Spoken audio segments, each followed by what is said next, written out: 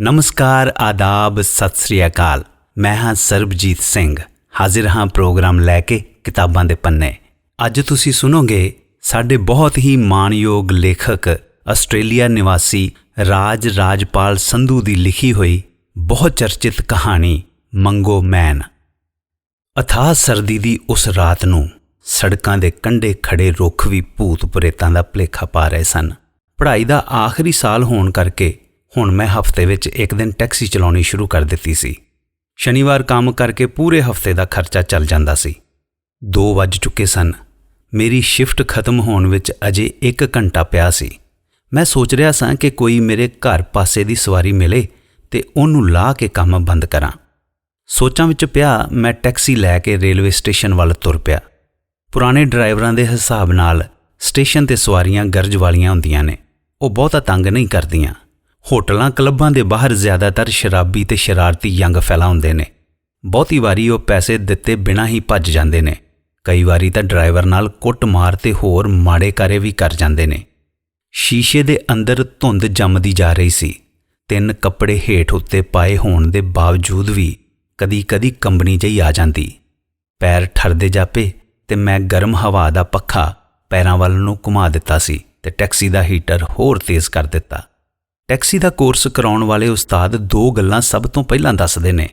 ਪਹਿਲਾ ਇਹ ਕਿ ਜੇ ਕੋਈ ਸਵਾਰੀ ਪੈਸੇ ਦਿੱਤੇ ਬਿਨਾਂ ਭੱਜਦੀ ਹੈ ਤਾਂ ਉਸ ਦਾ ਪਿੱਛਾ ਨਾ ਕਰੋ, ਤੁਹਾਡੀ ਜਾਨ ਖਤਰੇ ਵਿੱਚ ਪੈ ਸਕਦੀ ਹੈ। ਦੂਜਾ, ਕਦੀ ਵੀ ਆਰ ਮੁਹੱਲੇ ਦੀ ਗਲੀ ਤੇ ਸਵਾਰੀ ਲੈ ਕੇ ਨਹੀਂ ਜਾਣਾ। ਮੈਂ ਸੜਕ ਤੋਂ ਜਾਂਦੇ ਰੇਲਵੇ ਸਟੇਸ਼ਨ ਵਾਲੇ ਟੈਕਸੀ ਸਟੈਂਡ ਤੇ ਨਿਗਾਹ ਮਾਰੀ। 3-4 ਸਵਾਰੀਆਂ ਖੜੀਆਂ ਸਨ। ਇਹਨਾਂ ਵਿੱਚੋਂ ਕੋਈ ਵੀ ਹਿੱਲ-ਜੁਲ ਨਹੀਂ ਸੀ ਰਿਹਾ। ਯੰਗ ਫੈਲਾ ਤਾਂ ਹਮੇਸ਼ਾ ਇਸ ਵੇਲੇ ਸ਼ਰਾਬ ਨਾਲ ਰੱਜੇ ਹੱਲਾ-ਗੁੱਲਾ ਕਰਦੇ ਫਿਰਦੇ ਨੇ। ਮੈਂ ਸੋਚਿਆ ਕਿ ਇਹ ਨਫੇ ਦਾ ਸੌਦਾ ਹੈ। ਰਾਤ ਮੇਰੀ ਵਧੀਆ ਲੰਘ ਗਈ ਸੀ। ਬਸ ਹੁਣ 1 ਸਵਾਰੀ ਲਾਹ ਕੇ ਘਰੇ ਜਾ ਕੇ ਗਰਮ ਪਾਣੀ ਨਾਲ ਨਹਾ ਕੇ ਸੌਂ ਜਾਵਾਂਗੇ। ਭਲਕੇ ਗੁਰਦੁਆਰੇ ਵੀ ਜਾਣਾ ਸੀ। ਰਾਤ ਬਰਾਤੇ ਸੜਕਾਂ 'ਤੇ ਕੰਮ ਕਰਦਿਆਂ ਰੱਬ 'ਤੇ ਅਟੁੱਟ ਵਿਸ਼ਵਾਸ ਬਣਿਆ ਰਹਿੰਦਾ ਹੈ। ਜਦੋਂ ਬੰਦਾ ਘਰ ਨੂੰ ਚਾਰੇ ਪਾਸਿਓਂ ਤਾਲੇ ਲਾ ਕੇ ਗਰਮ ਗੁੱਦੜ ਦੀਆਂ ਕੋਸੀਆਂ ਬਾਹਾਂ ਦਾ ਨਿੱਘ ਮਾਣ ਰਿਹਾ ਹੋਵੇ, ਉਦੋਂ ਰੱਬ ਦੀ ਕੋਈ ਬਹੁਤੀ ਲੋੜ ਵੀ ਨਹੀਂ ਹੁੰਦੀ। ਮੋੜ ਕੱਟ ਕੇ ਮੈਂ ਸਟੈਂਡ ਵੱਲ ਨੂੰ ਹੋ ਗਿਆ। ਮੇਰੀਆਂ ਨਜ਼ਰਾਂ ਉਹਨਾਂ 4 ਸਵਾਰੀਆਂ ਦੀ ਪੁਣ-ਛਾਣ ਕਰ ਰਹੀਆਂ ਸਨ।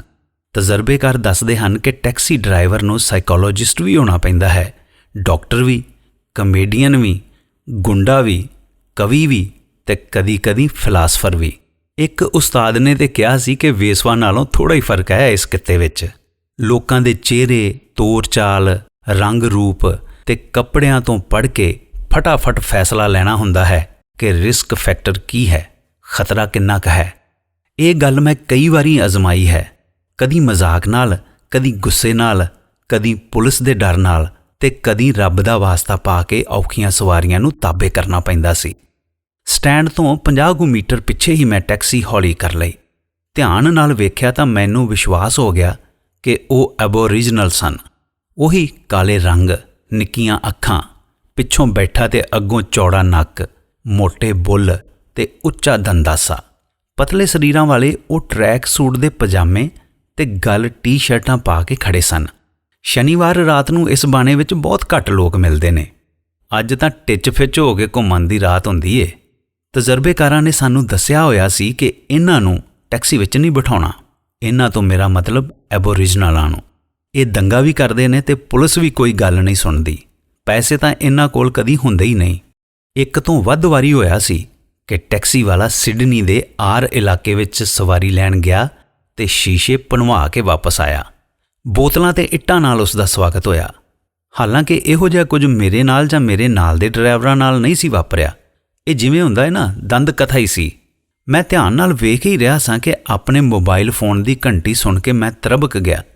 ਮੇਰੇ ਫੋਨ 'ਤੇ ਨਾਲ ਦੇ ਡਰਾਈਵਰ ਦਾ ਮੈਸੇਜ ਸੀ, ਸਟੇਸ਼ਨ 'ਤੇ ਨਾ ਜਾਈਂ। ਮੈਂ ਫੋਨ ਬੰਦ ਕਰਕੇ ਜੈਕਟ ਦੀ ਜੇਬ ਵਿੱਚ ਪਾ ਲਿਆ। ਮੈਂ ਘੱਟੋ-ਘੱਟ ਆਪਣਾ ਫੋਨ ਤਾਂ ਨਹੀਂ ਸੰਗਵਾਉਣਾ ਚਾਹੁੰਦਾ। ਪਤਾ ਨਹੀਂ ਕਿਉਂ ਫੋਨ ਨਾਲ ਖੂਨ ਦਾ ਰਿਸ਼ਤਾ ਜਿਹਾ ਬਣ ਜਾਂਦਾ ਹੈ। ਟੈਕਸੀ ਮੋੜਨ ਦਾ ਹੋਰ ਕੋਈ ਰਸਤਾ ਨਹੀਂ ਸੀ, ਅੱਗੇ ਹੀ ਜਾ ਸਕਦਾ ਸਾਂ। ਹੁਣ ਤੱਕ ਉਹ ਚਾਰੇ ਮੈਨੂੰ ਖੜਾ ਵੇਖ ਕੇ ਟੈਕਸੀ ਸਟੈਂਡ ਛੱਡ ਕੇ ਮੇਰੇ ਵੱਲ ਨੂੰ ਤੁਰ ਪਏ। ਸ਼ੀਸ਼ੇ ਬੰਦ ਹੋਣ ਦੇ ਬਾਵਜੂਦ ਉਹਨਾਂ ਦੀਆਂ ਆਵਾਜ਼ਾਂ ਸਾਫ਼ ਸੁਣੀਆਂ ਜਾ ਸਕਦੀਆਂ ਸਨ। ਉਹ ਬਹੁਤੇ ਤਕੜੇ ਵੀ ਨਹੀਂ ਸਨ। ਮੈਂ ਵੀ 100 ਕਿਲੋ ਭਾਰ ਚੁੱਕ ਲੈਂਦਾ ਸਾਂ, ਮਾੜੀ ਮੋਟੀ ਬਾਕਸਿੰਗ ਵੀ ਜਾਣਦਾ ਸਾਂ, ਪਰ ਜਿਹੜੀ ਮੁਸੀਬਤ ਟਲ ਜਾਵੇ ਉਹਦੇ ਨਾਲ ਦੀ ਰੀਸ ਨਹੀਂ ਹੁੰਦੀ। ਦੂਜਾ, ਮੈਂ ਸਟੂਡੈਂਟ ਵੀਜ਼ੇ ਤੇ ਸੀ। ਆਪਣਾ ਪੁਲਿਸ ਰਿਕਾਰਡ ਵੀ ਨਹੀਂ ਸੀ ਖਰਾਬ ਕਰਨਾ ਚਾਹੁੰਦਾ। ਮੈਂ ਗੱਡੀ ਅੰਦਰੋਂ ਲੌਕ ਕਰ ਲਈ ਤੇ ਜੇਬਾਂ ਵਿੱਚੋਂ ਸਾਰੇ ਪੈਸੇ ਕੱਢ ਕੇ ਗੁੱਛਾ ਮੁੱਛਾ ਕਰਕੇ ਜੁਰਾਬਾਂ ਵਿੱਚ ਤੁੰਨ ਲਏ। ਉਹ ਹੁਣ ਕੋਈ 30-40 ਗਜ ਦੂਰ ਸੜਕ ਦੇ ਵਿਚਕਾਰ ਤੁਰਦੇ ਹੋਏ ਮੇਰੀ ਗੱਡੀ ਵੱਲ ਆ ਰਹੇ ਸਨ। ਸੜਕ ਵੀ ਬਹੁਤੀ ਚੌੜੀ ਨਹੀਂ ਸੀ। ਮੈਂ ਛੱਤ ਵਾਲੀ ਲਾਈਟ, ਜਿਸ ਤੋਂ ਪਤਾ ਲੱਗਦਾ ਹੈ ਕਿ ਗੱਡੀ ਖਾਲੀ ਹੈ, ਬੁਝਾ ਦਿੱਤੀ ਤੇ ਗੱਡੀ ਉਹਨਾਂ ਵੱਲ ਪੂਰੀ ਰੇਸ ਨਾਲ ਭਜਾ ਲਈ। ਮੈਨੂੰ ਉਹਨਾਂ ਕੋਲ ਪਹੁੰਚਣ ਵਿੱਚ 1 ਸਕਿੰਟ ਵੀ ਨਾ ਲੱਗਿਆ, ਪਰ ਉਹ ਅੱਗੋਂ ਪਾਸੇ ਨਾ ਹੋਏ। ਮੈਂ ਪੂਰਾ ਜ਼ੋਰ ਲਾ ਕੇ ਬ੍ਰੇਕ ਮਾਰੀ ਤੇ ਗੱਡੀ ਬਹੁਤੀ ਸਪੀਡ ਵਿੱਚ ਨਾ ਹੋਣ ਕਰਕੇ ਥੋੜ੍ਹਾ ਜਿਹਾ ਘਿਸਰ ਕੇ ਰੁਕ ਗਈ। ਮੇਰਾ ਸਾਹ ਨਾਲ ਸਾਹ ਨਹੀਂ ਸੀ ਰਲ ਰਿਹਾ। ਮੈਨੂੰ ਆਪਣੀ ਗੱਡੀ ਟੁੱਟੀ ਹੋਈ ਤੇ ਆਪਾ ਲੁੱਟਿਆ ਕੁੱਟਿਆ ਦਿਸ ਰਿਹਾ ਸੀ। ਹਾਲੇ ਮੈਂ ਸੋਚ ਹੀ ਰਿਹਾ ਸਾਂ ਕਿ ਪੁਲਿਸ ਵਾਲਾ ਬਟਨ ਦੱਬ ਦਿਆਂ ਕਿ ਉਹਨਾਂ ਵਿੱਚੋਂ ਇੱਕ ਨੇ ਮੇਰੇ ਵਾਲੇ ਪਾਸੇ ਆ ਕੇ ਸ਼ੀਸ਼ੇ ਤੇ ਠੱਕ-ਠੱਕ ਕੀਤੀ। ਮੇਰਾ ਸਭ ਕੁਝ ਗਲ ਵਿੱਚ ਆ ਗਿਆ। ਡਰ ਦੇ ਇਸ ਦੌਰੇ ਵਿੱਚ ਮੇਰਾ ਖੱਬਾ ਹੱਥ ਸ਼ੀਸ਼ਾ ਥੱਲੇ ਕਰਨ ਵਾਲੇ ਬਟਨ ਤੇ ਵੱਜ ਗਿਆ। ਸ਼ੀਸ਼ਾ 3 ਉਂਗਲਾਂ ਥੱਲੇ ਹੋ ਗਿਆ। ਮੈਂ ਉਸ ਵੱਲ ਇੰਜ ਵੇਖਿਆ ਜਿਵੇਂ ਬੱਕਰਾ ਕਸਾਈ ਵੱਲ ਵੇਖਦਾ ਹੈ। Brother, you take us home, ਬਹਿ ਜਾਈਏ। ਉਸ ਦੀ ਆਵਾਜ਼ ਵਿੱਚ ਬੇਨਤੀ ਸੀ, ਕੰਬਣੀ ਵੀ ਸੀ ਤੇ ਦਰਦ ਵੀ। ਪਰ ਮੁਸੀਬਤ ਤਾਂ ਉਦੋਂ ਸ਼ੁਰੂ ਹੋਣੀ ਸੀ ਜਦੋਂ ਉਹ ਵਿੱਚ ਬਹਿ ਜਾਂਦੇ। ਸ਼ੀਸ਼ਾ ਥੱਲੇ ਹੋਣ ਕਰਕੇ ਬਾਹਰੋਂ ਆਈ ਬਰਫੀਲੀ ਹਵਾ ਨਾਲ ਮੈਨੂੰ ਬਾਹਰ ਦੀ ਠੰਡ ਦਾ ਅੰਦਾਜ਼ਾ ਹੋ ਗਿਆ ਸੀ। ਇਸ ਬੰਦੇ ਨੇ ਸਿਰਫ ਇੱਕ ਸੂਤੀ ਟੀ-ਸ਼ਰਟ ਪਾਈ ਸੀ, ਉਹ ਵੀ ਅੱਧੀਆਂ ਬਾਹਾਂ ਵਾਲੀ, ਜਿਸ ਤੇ ਕੁਝ ਛਪਿਆ ਹੋਇਆ ਸੀ। ਇੰਨੀ ਠੰਡ ਵਿੱਚ ਕੋਈ ਸਧਾਰਨ ਬੰਦਾ ਇੰਜ ਬਾਹਰ ਨਹੀਂ ਘੁੰਮ ਸਕਦਾ। ਉਂਝ ਹੁਣ ਮੇਰੇ ਕੋਲ 2 ਹੀ ਰਸਤੇ ਸਨ, ਜਾਂ ਤਾਂ ਗੱਡੀ ਇੱਥੇ ਹੀ ਬਣਵਾ ਲੈਂਦਾ ਜਾਂ ਫਿਰ ਬਾਅਦ ਵਿੱਚ। ਬਾਅਦ ਵਾਲਾ ਸੌਦਾ ਮੈਨੂੰ ਜ਼ਿਆਦਾ ਜਚਿਆ, ਕਿਉਂਕਿ ਜਿੱਥੇ ਮੈਂ ਖੜਾ ਸੀ ਉੱਥੇ ਬਿਲਕੁਲ ਸੁੰਨਸਾਨ ਸੀ। ਨਾ ਕੋਈ ਬੰਦਾ, ਨਾ ਕੋਈ ਜਾਨਵਰ। ਕਈ ਵਾਰੀ ਕੁੱਤਾ ਬਿੱਲੀ ਵੇਖ ਕੇ ਵੀ ਬੰਦੇ ਨੂੰ ਹੌਸਲਾ ਹੋ ਜਾਂਦਾ ਹੈ ਬਈ ਇੱਥੇ ਜ਼ਿੰਦਗੀ ਦੀ ਲਹਿਰ ਹੈ। ਨਾਲੇ ਅੱਗੇ ਜਾ ਕੇ ਕਿਸੇ ਦੂਜੀ ਟੈਕਸੀ ਨੂੰ ਹੱਥ ਦੇ ਸਕਦਾ ਸਾਂ, ਜਾਂ ਫਿਰ ਗੱਡੀ ਥਾਣੇ ਵੱਲ ਵੀ ਲੈ ਜਾ ਸਕਦਾ ਸਾਂ। ਪਰ ਇੱਥੋਂ ਤਾਂ ਨਿਕਲਾਂ ਹੁਣ। ਮੈਂ ਗੱਡੀ ਦੇ ਤਾਲੇ ਖੋਲ੍ਹ ਦਿੱਤੇ। ਉਹ ਦੂਜੇ ਪਾਸਿਓਂ ਦੀ ਆ ਕੇ ਮੇਰੇ ਨਾਲ ਦੀ ਸੀਟ ਤੇ ਬਹਿ ਗਿਆ, ਬਾਕੀ ਪਿਛਲੀ ਸੀਟ ਤੇ ਬਹਿ ਗਏ। ਆਮ ਤੌਰ ਤੇ ਜਦੋਂ ਕੋਈ ਸ਼ਰਾਬੀ ਗੱਡੀ ਵਿੱਚ ਬੈਠਦਾ ਹੈ ਤਾਂ ਸ਼ਰਾਬ ਦੀ ਮਹਿਕ ਬਹੁਤ ਜਲਦੀ ਆ ਜਾਂਦੀ ਹੈ। ਖਾਸ ਕਰਕੇ ਐਬੋਰੀਜਨਲਾਂ ਦਾ ਚੱਤੇ ਪੈਰ ਦਾਰੂ ਪੀਣਾ ਤੇ ਨਸ਼ੇ ਕਰਨਾ ਆਮ ਹੀ ਸਮਝਿਆ ਜਾਂਦਾ ਹੈ। ਪਰ ਮੈਨੂੰ ਉਹਨਾਂ ਕੋਲੋਂ ਕੋਈ ਨਸ਼ੇ ਜਾਂ ਸ਼ਰਾਬ ਜਾਂ ਪੈਟਰੋਲ ਦੀ ਮਹਿਕ ਵੀ ਨਾ ਆਈ। ਮੈਨੂੰ ਲੱਗਿਆ ਕਿ ਉਹ ਕੋਈ ਹੋਰ ਹੀ ਸੱਪ ਜੀਭਾਂ ਤੇ ਲੜਾਈ ਫਿਰਦੇ ਨੇ। ਮੇਰਾ ਨਾਮ ਮੰਗੋ ਹੈ, ਮੰਗੋ ਮੈਨ। ਉਸਨੇ ਹੱਸਦੇ ਹੋਏ ਆਪਣਾ ਖਰਵਾ ਠੰਡਾ ਹੱਥ ਮੇਰੇ ਅੱਗੇ ਕਰ ਦਿੱਤਾ।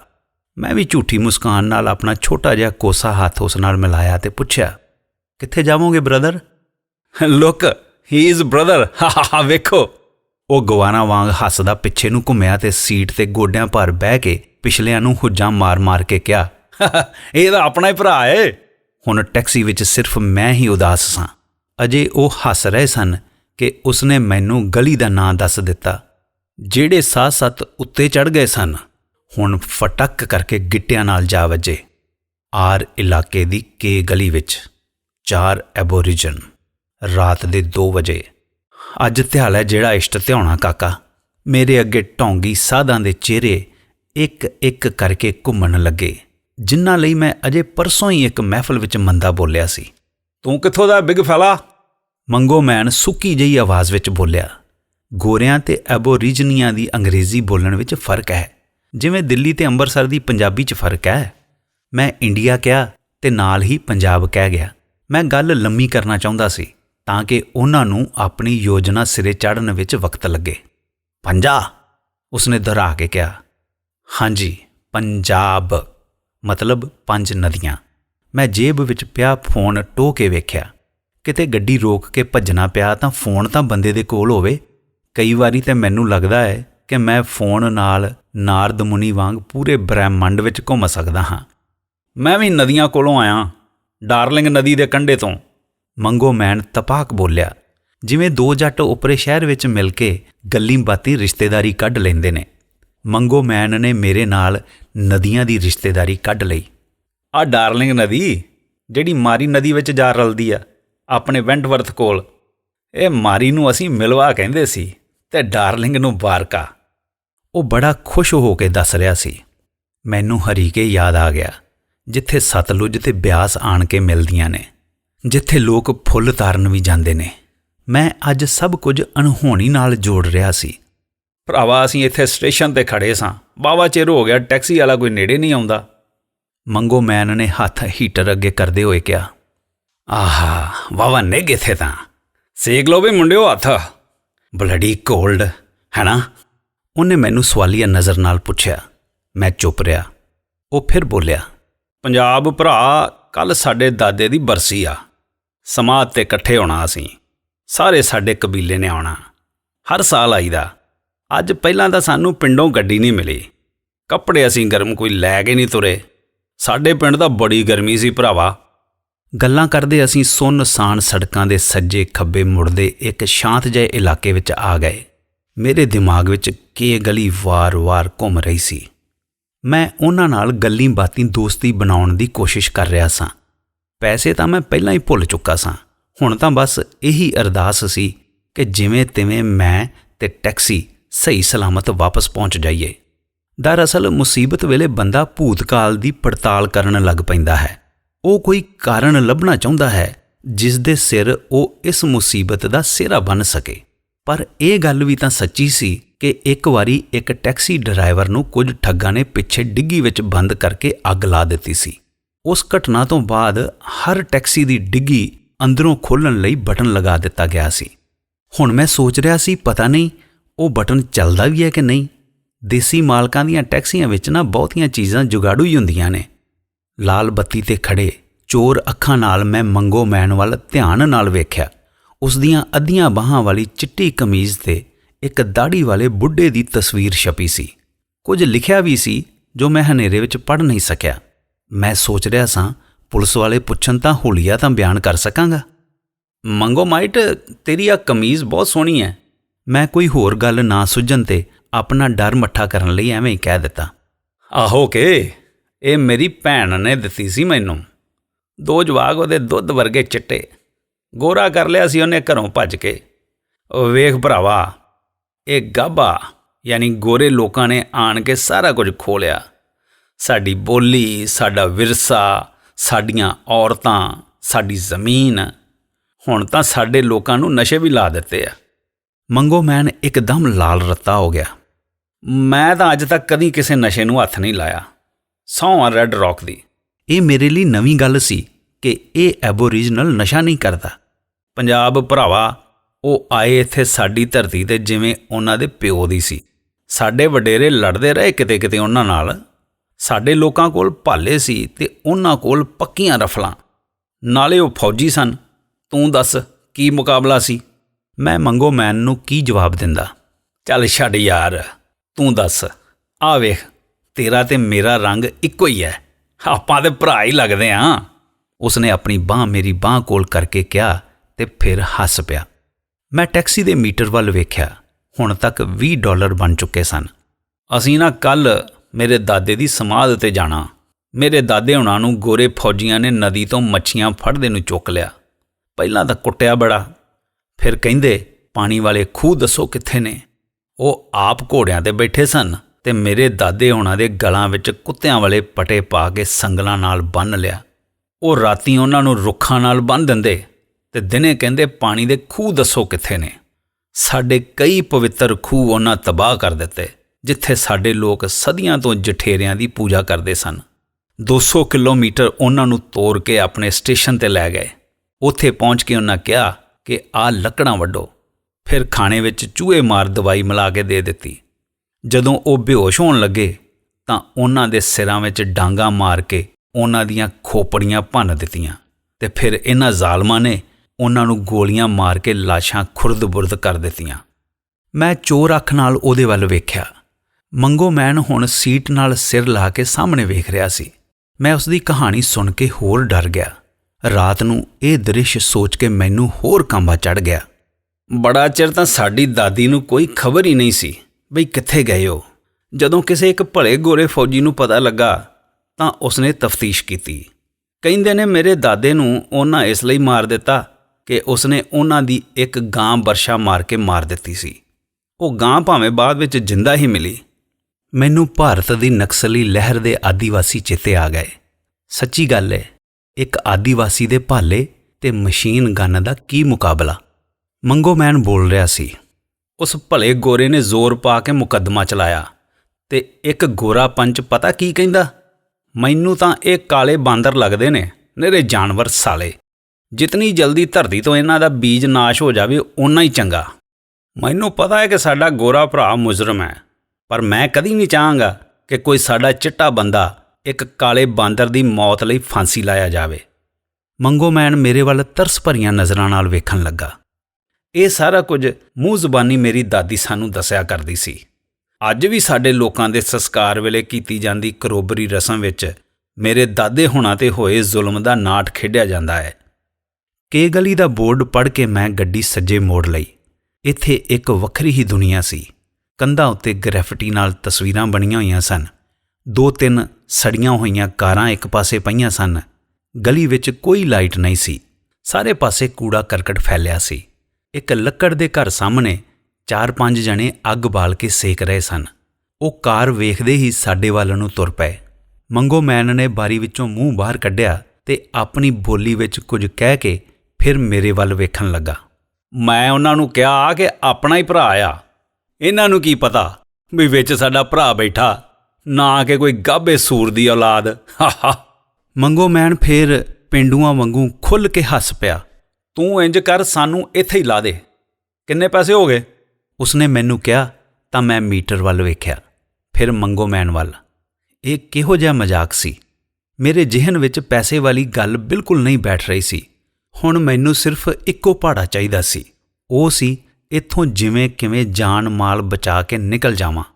ਮੰਗੋਮੈਨ ਨੇ ਜੇਬ ਵਿੱਚ ਡੂੰਘਾ ਹੱਥ ਪਾਇਆ। ਇਹ ਚਾਕੂ ਵੀ ਹੋ ਸਕਦਾ ਹੈ ਤੇ ਜਾਂ ਫਿਰ ਟੀਕਾ ਵੀ ਹੋ ਸਕਦਾ ਹੈ।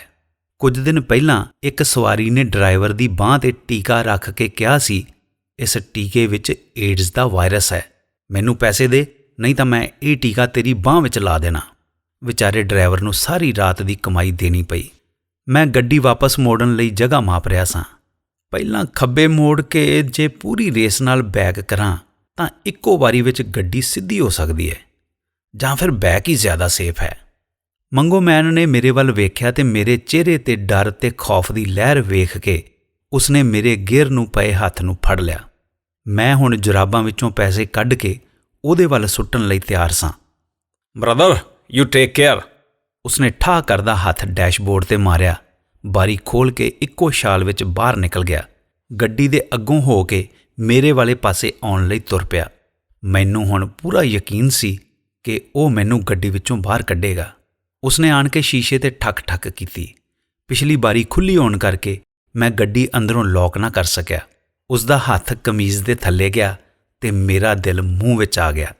ਦੂਜੇ ਹੱਥ ਨਾਲ ਉਸਨੇ ਕਮੀਜ਼ ਉੱਤੇ ਚੁੱਕੀ ਤੇ ਇੱਕੋ ਪਲ ਵਿੱਚ ਲਾਹ ਕੇ ਹੱਥ ਵਿੱਚ ਫੜ ਲਈ। ਹੁਣ ਉਹ ਠੰਡੀ ਰਾਤ ਵਿੱਚ ਸਿਰਫ ਪੈਂਟ ਵਿੱਚ ਖੜਾ ਸੀ। ਉਸਨੇ ਕਮੀਜ਼ ਝਾੜੀ ਤੇ ਫਿਰ ਇੱਕ ਤਹਿ ਜਿਹੀ ਲਾ ਕੇ ਹੱਥ ਵਿੱਚ ਫੜ ਲਈ। ਹੁਣ ਤੱਕ ਪਿਛਲੇ 3 ਜਾਣੇ ਉਤਰ ਕੇ ਉਸਦੇ ਕੋਲ ਆ ਗਏ ਸਨ ਤੇ ਘਰ ਦੇ ਬਾਹਰ ਅੱਗ ਸੇਕਦੇ ਲੋਕ ਵੀ ਸਾਡੇ ਵੱਲ ਤੁਰੇ ਆ ਰਹੇ ਸਨ। ਆ ਲੈ ਭਰਾਵਾ, ਇਹ ਤੇਰੇ ਲਈ ਤੋਹਫਾ ਹੈ, ਮੇਰੀ ਭੈਣ ਨੇ ਮੈਨੂੰ ਦਿੱਤਾ ਸੀ। ਮੈਂ ਅੱਜ ਹੀ ਪਾਈ ਸੀ ਸ਼ਹਿਰ ਆਉਣ ਵਾਸਤੇ। ਮੈਂ ਤੈਨੂੰ ਦੇ ਰਿਹਾ, ਸੰਭਾਲ ਕੇ ਰੱਖੀ। ਤੈਨੂੰ ਪਸੰਦ ਆਈ ਆ, ਹੁਣ ਤੇਰੀ ਹੋਈ। 4 ਕੁ ਉਂਗਲਾਂ ਖੁੱਲ੍ਹੀ ਬਾਰੀ ਵਿੱਚੋਂ ਉਸਨੇ ਕਮੀਜ਼ ਅੰਦਰ ਧੱਕ ਦਿੱਤੀ। ਹੁਣ ਉਹ ਸਾਰੇ ਆਪਸ ਵਿੱਚ ਮਿਲਣ ਲੱਗ ਪਏ। ਮੰਗੋਮੈਨ ਉਹਨਾਂ ਨੂੰ ਮੇਰੇ ਕੋਲ ਲੈ ਆਇਆ। ਬਾਹਰ ਆ ਭਰਾਵਾ। ਉਸਨੇ ਬਾਰੀ ਖੋਲ੍ਹ ਕੇ ਮੈਨੂੰ ਬਾਹਰ ਖਿੱਚ ਲਿਆ। ਹਾਂ ਵੇਖੋ, ਸਾਡਾ ਇੱਕ ਹੋਰ ਭਰਾ, ਬੜਾ ਸਾਊ ਬੰਦਾ ਜੇ। ਸਾਨੂੰ ਗੱਡੀ ਵਿੱਚ ਗਰਮ-ਗਰਮ ਹਵਾ ਖਵਾਈ ਇਹਨੇ। ਮੰਗੋਮੈਨ ਖੁਸ਼ੀ ਵਿੱਚ ਖੀਵਾ ਹੋਇਆ ਠੰਡ ਭੁੱਲ ਚੁੱਕਾ ਸੀ। ਉਹ ਸਾਰੇ ਮੈਨੂੰ ਗਲੇ ਮਿਲ ਕੇ ਨੱਚਣ ਲੱਗੇ।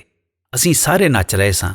ਮੈਂ ਸਿਡਨੀ ਮੁਹੱਲੇ ਦੀ ਕੇ ਗਲੀ ਵਿੱਚ ਮੰਗੋ ਤੇ ਹੋਰ ਐਬੋਰੀਜਨੀ ਭਰਾਵਾਂ ਨਾਲ ਨੱਚ ਰਿਹਾ ਸਾਂ। ਜਦੋਂ ਮੈਂ ਵਾਪਸ ਜਾ ਕੇ ਗੱਡੀ ਵਿੱਚ ਬੈਠਣ ਲੱਗਾ ਤਾਂ ਸੀਟ ਉੱਤੇ 10-10 ਤੇ 5-5 ਦੇ ਕਈ ਨੋਟ ਪਏ ਸਨ। ਸਾਰੇ ਨੋਟ ਮੈਂ ਬਿਨਾਂ ਗਿਣੇ ਹੀ ਜੇਬ ਵਿੱਚ ਤੁੰਨ ਲਏ।